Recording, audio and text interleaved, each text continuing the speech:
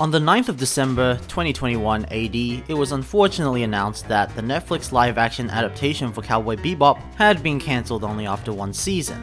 And you know what? That infuriates me.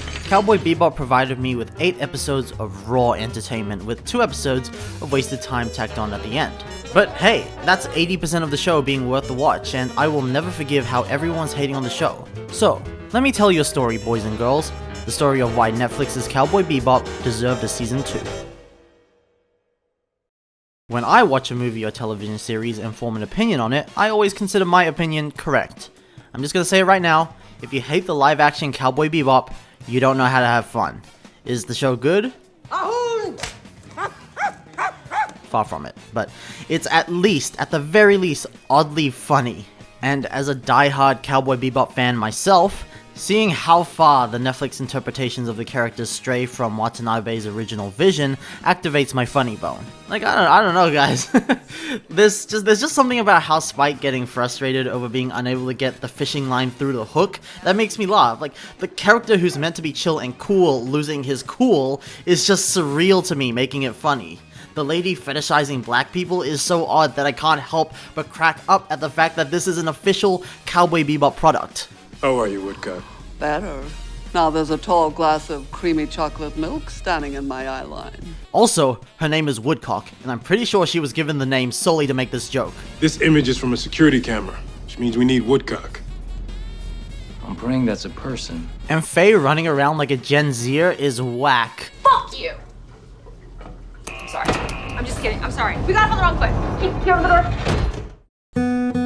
There's a certain atmosphere that the original Cowboy Bebop emanates. It's both loud and stylish, while being balanced out with somber and peaceful moments.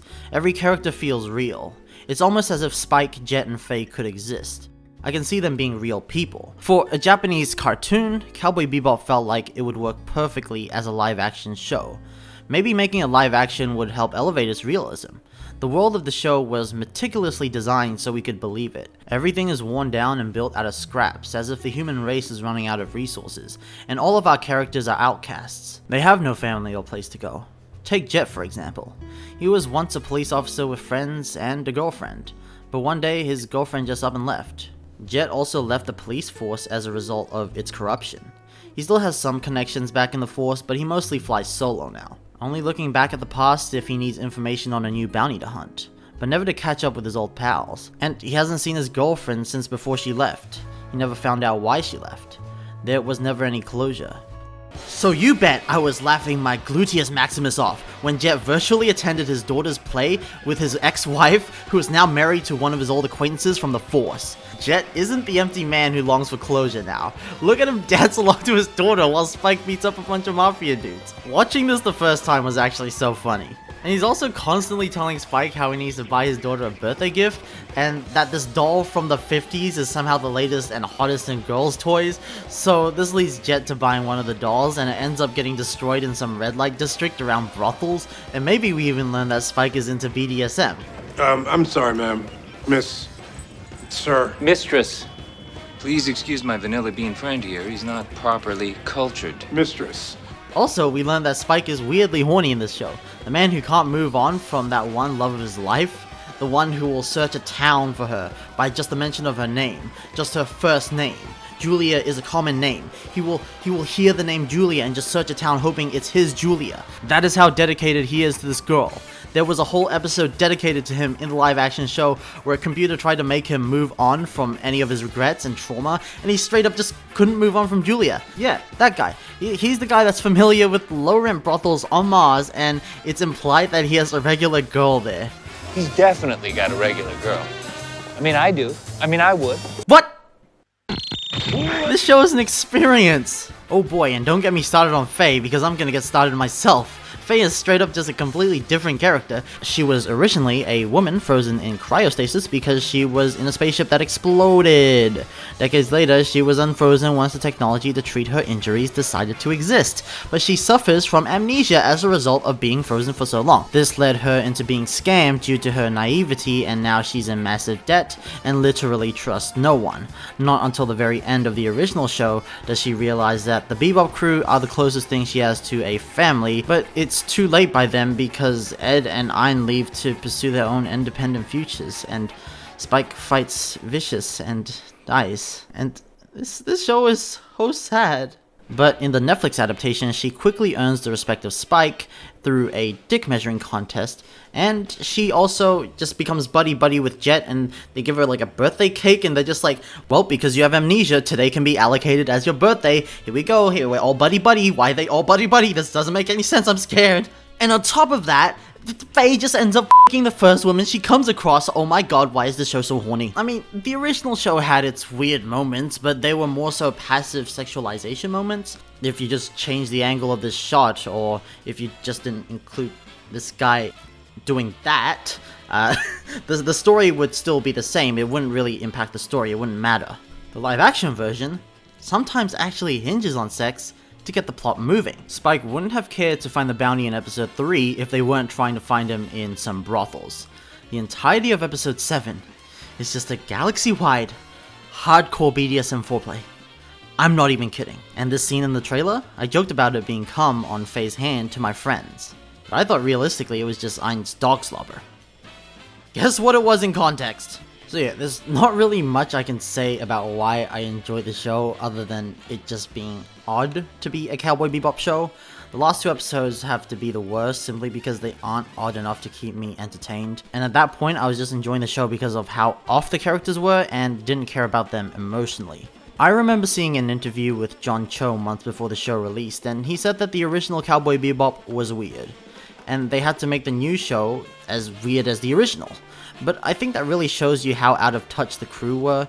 Cowboy Bebop is not weird. It's believable. It's relatable. It makes you sympathize with the characters.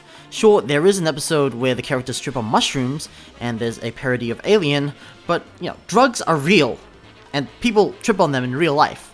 Maybe the Alien one was a bit wacky, but that was more towards the end of the episode where Spike realized he left food in the fridge that mutated into some weird venom slime bitey thing. Cowboy Bebop isn't Jojo Rabbit. It doesn't tell a serious story through wacky comedy, and it perplexes me how the crew thought it was. Okay, I'm trying to convince you why this deserves a season 2, right? But it makes me sound like I hate the show and that they're doing everything wrong. But so let me think. So Another Life got a second season, and frankly, that show seems to be more hated, so I don't know what you're trying to do there, Netflix. One thing that really bothered me around the show is that it was getting so much hate, and not like genuine criticism. People were reaching to find the oddest reasons to hate the show before it released. Oh no, Faye isn't wearing skimpy enough clothes? Just go read hentai, bro. People kept saying the point of Faye is that she uses her feminine charms to seduce people. And yeah, that happens a few times, but I don't think that's a core part of her character. Some people say Faye uses her body to survive. She tricks people into getting what she wants by using her body, and that's fair enough, but again, she doesn't need to wear that skimpy of clothing to do that. Fujiko Mine is a really good example of this. And to maximize survival, I guess you'd probably wear like more defensive clothing, which she does in the Netflix show. And it's not like the clothing completely covers her either. She's got some stockings going on, she's got a bit of belly showing, and if need be, that zip is coming off really easily. On top of that, these are literally the most impractical clothes in the world. If you're gonna adapt a cartoon into live action, you make sure it works. That's why superheroes don't wear spandex anymore. And that brings me to the oddest criticism that people have used against Cowboy Bebop, and it's that because Cowboy Bebop is an anime, the anime things it does will not translate well into live action, therefore, you shouldn't adapt it. Hello?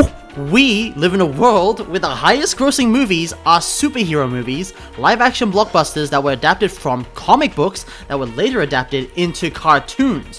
What do you mean anime won't work as live action? I don't know if you guys are aware of this, but there's this little indie movie series. It's called Spider-Man. It's goofy, it's dumb, it's just made in this way where it feels super comic booky, super cartoony, and people love it. Impressive! But either way, the point of Netflix's Cowboy Bebop is to be an adaptation anyways, so maybe they could go the MCU route and make things more realistic to fit the medium. Oh, the animation in Cowboy Bebop is super smooth and exaggerated, so it can't be recreated in live action? Well, I guess we should stop making live action movies. Because animation will always be superior, I guess? Oh wait, that's not true, because film and animation offer two different experiences. When adapting between the two, the goal should be to use the other medium to the best of its ability. While live action doesn't have the smooth and stylized motion that can be created in an animation, it's still live action, so the stunts can be physically impressive, and just the general idea that you're seeing real people sells the idea that they're in danger better than watching an arrangement of colors masquerading as people. I'm not saying that the show does this, because it doesn't, but that was the type of criticism the show was getting before any footage was shown off. And even then, people were saying this after the show came out to justify never making an anime adaptation ever again. A good adaptation can be done, guys. You just need to put it in the hands of the right people, and maybe not make it during a pandemic. And then we have the weird race issues. For example, Jet Black being played by a black dude. That got everyone riled up. It's a shame too, because Mustafa Shakir actually makes for a really good Jet. He emulates the voice of Bay Billingsley, I hope I pronounced that right, the dub actor for the anime Jet, extremely well. Now, yes, Jet in the original anime isn't black, he's most likely Japanese, but it's a shame that Mustafa Shakir is getting all the hate about race when Spike and Faye and Ed aren't their original races either. I don't know why, but Spike is Asian in the Netflix show despite having a German last name. The character designer for the anime even said that he envisioned Spike to be German because of that. Faye is revealed to have originally lived in Singapore in the anime, and while that doesn't confirm that she's Asian, at the very least she's most likely to be. But in the live-action Cowboy Bebop, Faye is played by a Mexican girl, and she lives in a typical American household. Ed's race is also left ambiguous, but she does have darker skin, and she has lighter skin in the Netflix show. Now, I bring this up because I see a lot of videos and people complaining that Cowboy Bebop is woke simply because they made Jet Black, well, black. But the truth is, when it comes to race, they're all over the place, and I just wanted to say it scares me that these clearly racist guys get so much traction on YouTube. These guys are just straight up nitpicking like one specific detail and complaining about it outside of context. I could argue that Faye in Netflix's Cowboy Bebop is super woke because originally she was a character that no one wanted to be around, but now everyone has kind of respect for her. So maybe it could be just some crazy feminist propaganda. Look how woke Netflix is, guys. But in context. You know, Julia, another female character, she's now the main antagonist of the show. They made her the main They made it the main antagonist at the very end. What the heck are they doing? This show is not good. I am not saying it's good. It's not good at all. And there are just a lot of weird technical issues with the show, such as the overuse of Dutch angles and the edges of the footage always being blurred out. So when a character is not in the middle of a shot, they're blurred out. The sets feel extremely fake, and you don't get the sense that you're on another planet compared to if you watch the anime. The fighting isn't very well performed, and there's also the issue of having Vicious basically being infinite from Sonic Forces. In a nutshell, he just whines about how he's not weak. Don't you ever tell me I'm not man. And also they made him a weeaboo. Mushy mushy. But back to my main point, it's just crazy to me how people criticize the show in the wrong areas before even a trailer dropped. It's just evolved into a rant about society, didn't it? Honestly, I have no idea where I was going with this, but basically, the moral of the story is that Cowboy Bebop is not good unironically, but it's so goofy and strays so far from the source material that it's entertaining at the very least. And especially because I'm a hardcore Cowboy Bebop fan, I can point at exactly what's wrong and laugh at it.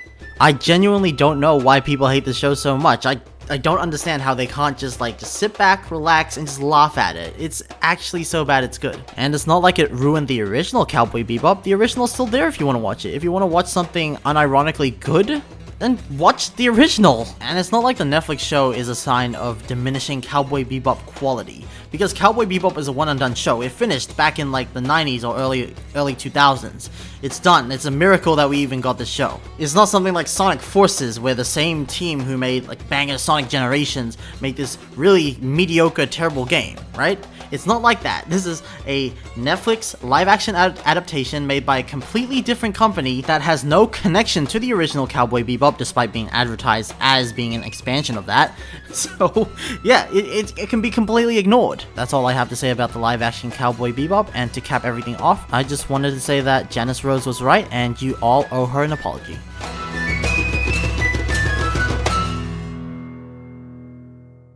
For all of you Netflix Cowboy Bebop haters, I hope I enlightened you with this video. If I did, please give this video a like. You can also give it a like if I didn't. And subscribing would be great because I like making videos, but I need a reason to justify it. Alrighty, thanks, bye!